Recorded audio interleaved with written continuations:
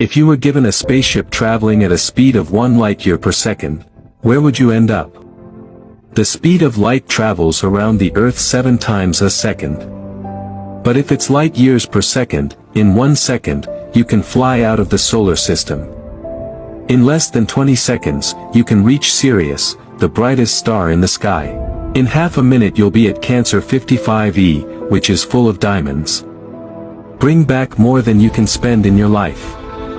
10 minutes later, you can see Kepler 22b, a potentially habitable exoplanet. The environment here is very similar to Earth. Given our current technology, it would take us over 10 million years to get here. In 2 hours, the most impressive pillars of creation will emerge before your eyes. It is also listed as one of the top 10 images taken by the Hubble telescope. In 6 hours, you'll be sailing out of the galaxy. When you look back at the Milky Way, you will be surprised to find that the Milky Way is so dreamy and intoxicating. After a month's flight, you'll reach the Andromeda Galaxy, which is much larger than the Milky Way and has at least 1 trillion stars. In 120 days, you will sail out of the local group of more than 50 galaxies, including the Solar System and Andromeda. 3 years later, you'll discover that the local group of galaxies is actually part of a much larger group of galaxies. It's the Virgo supercluster.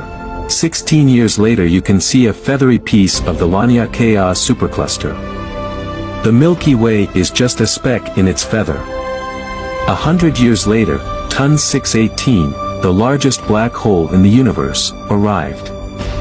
After traveling more than 1,000 years, you've reached the edge of the observable universe, which is about 46.5 billion light-years from Earth, but it's not really the edge of the universe.